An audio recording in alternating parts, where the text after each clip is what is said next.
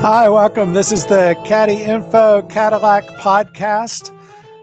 We've got several topics that we need to cover tonight. This is season 4, episode 19. Season 4, episode 19.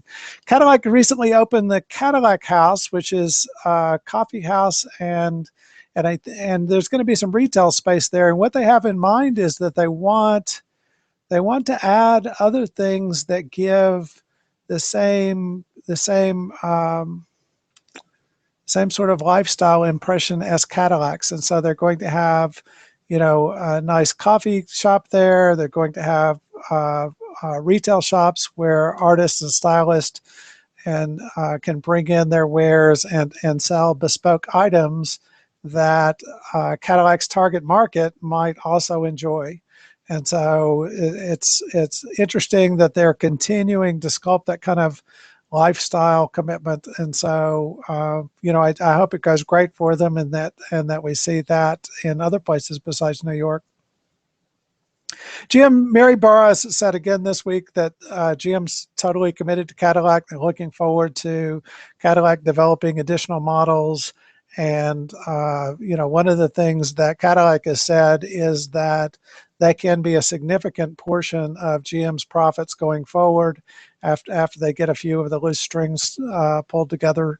That we're still missing 2 crossovers is the big thing. The market's hot for crossovers right now.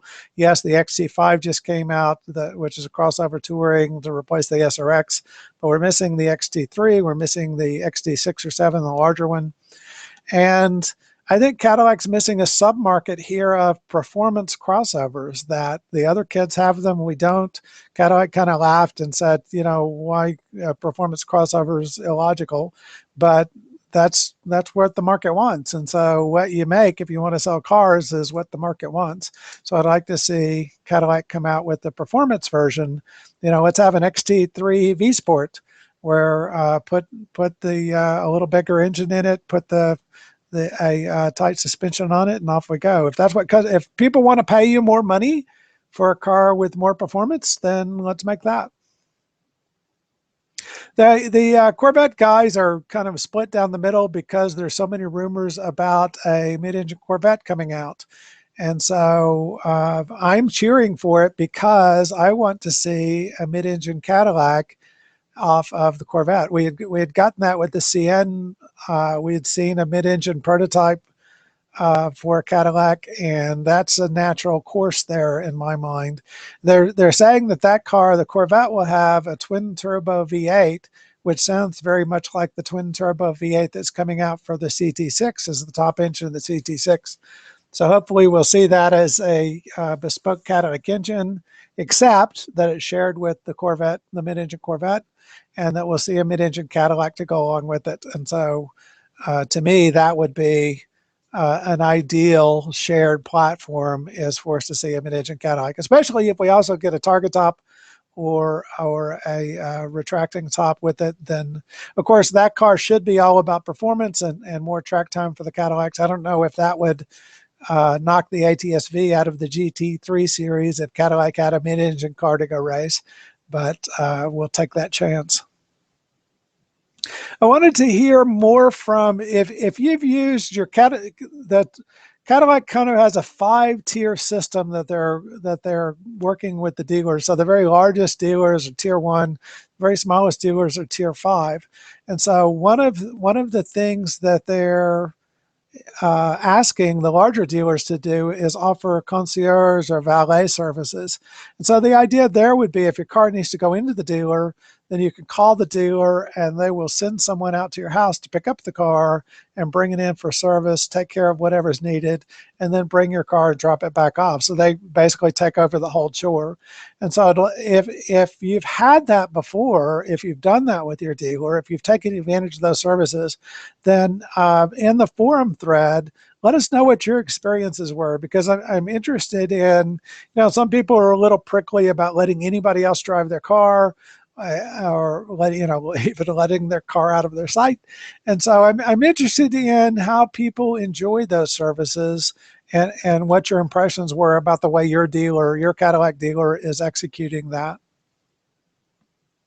The Cadillac team, Cadillac ran well at Lime Rock, but they didn't have good luck, and so um, Johnny O'Connell was running well toward the end, but then he got a flat, and Michael went off course briefly.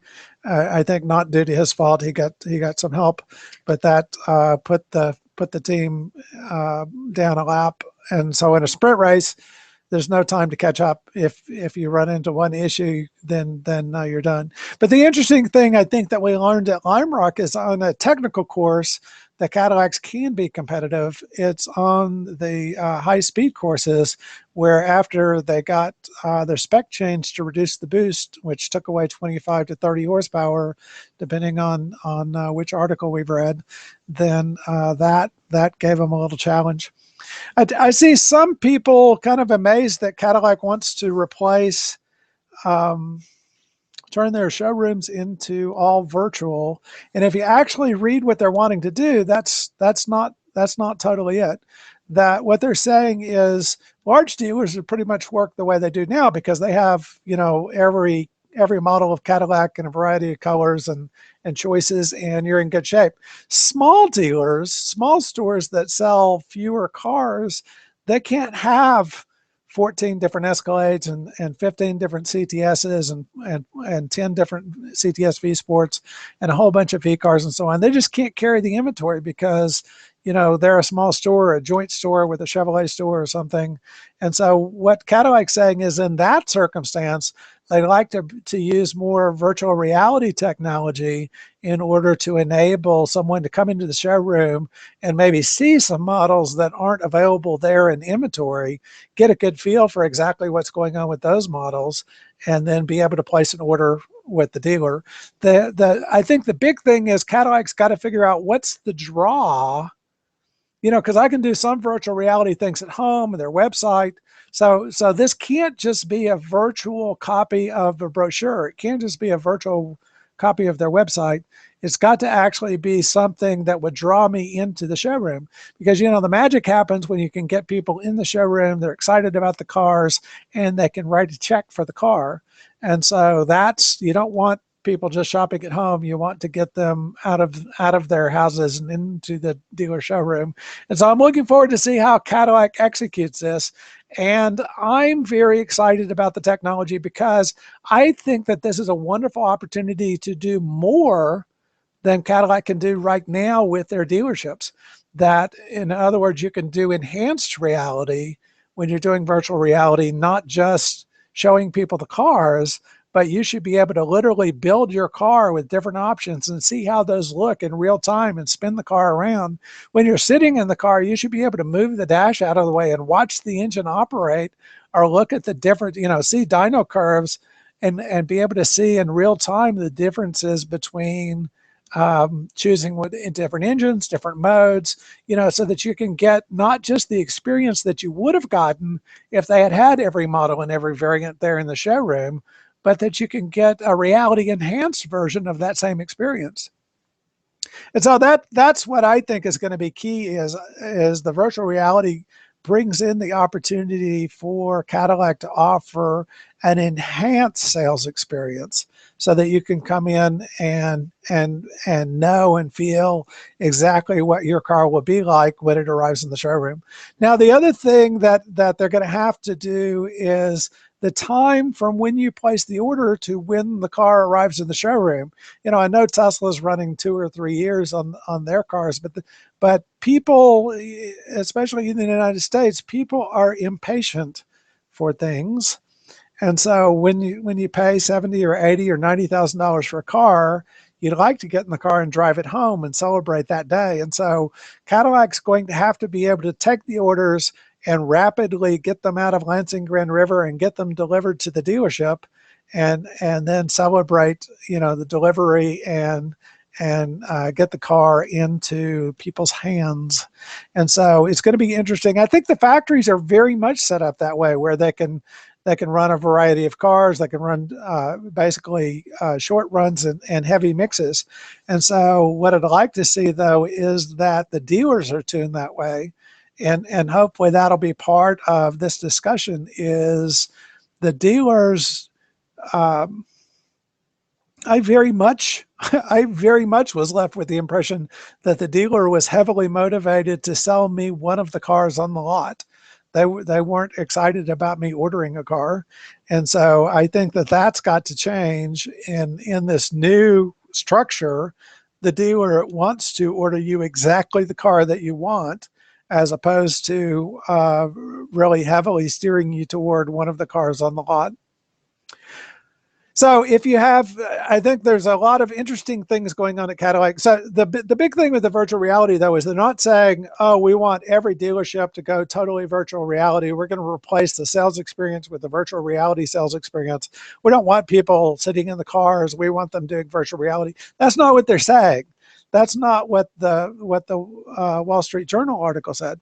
What it said, what Cadillac's doing is, in this process, smaller dealers that can't carry a wide number of variants of all the models, the virtual reality would allow them to supplement the sales process. And I think supplement the sales process even several steps further, where we're going to see virtual reality also creep. Cadillac's not trying to replace the showroom with a virtual reality setup, but I do think that we're going to see uh, them be able to do holodeck type things using virtual reality in the showrooms, where you'll see have more access to enhanced reality, to where you'll be able to see the car, not just see the car in every shade and see the interior in every and change the options, but actually be able to see through to the terrific engineering in the car and be able to understand where all the money's where the money's going for the car. The other thing I'd like Cadillac to be careful to do is, I want a very close connection between how people are experiencing Cadillac cars. I want that information to go back to headquarters so that they understand how to shape the sales experience in terms of the virtual reality product and production that's provided to the showrooms. And so I think this is a terrific time for Cadillac to build the tool in such a way that as you come in and you're enjoying the virtual reality, and it's basically a guided tour that you're guiding, because you'll pick exactly how you want to experience the car. But I want that resulting tour for Cadillac headquarters to get feedback on that resulting tour, so that they understand what it is that exactly that people enjoy doing as part of the virtual reality, and can tailor those parts of the data, the 3D model and data presentation, so that people get even more out of it. So that's our season 4, episode 19. We may do another episode later this week. I wanted to kind of pre-stage this episode because I'm going to be out of pocket Thursday. So we're actually recording this one on Tuesday, and that's also part of why we don't have guests on tonight. But thank you very much for listening. My name is Bruce Nunnally. This is the CaddyInfo Cadillac podcast. You can reach me at CaddyInfo on Twitter, CaddyInfo on CaddyInfo on Instagram. If you go to CaddyInfo.com, you can reach me through the blog or click on the forums, and that's where the magic happens. That all of our readers, if you post, if you have an issue with your Cadillac, if you want to talk about how much you're enjoying your Cadillac, if you want to sell your Cadillac, if you want to shop for Cadillac, the forums is where the magic happens, because it allows a great deal of interaction among the Cadillac community. So thank you very much for listening. We try and do these on Thursday nights, once a week on Thursday nights, and I am right now. You can get the feed directly off the blog. We're still working through there's some sort of technical issue that I'm working through with iTunes, and either the host for the host that we use, or the software that I'm using, or something. So right now but we'll get that fixed directly. So if you have other topics, if you have Cadillac related products or Cadillac related development that you would like to talk about, contact me and I would love to have you on the show one week and we can talk about what you're up to and how the Cadillac community is going to enjoy that. Thanks.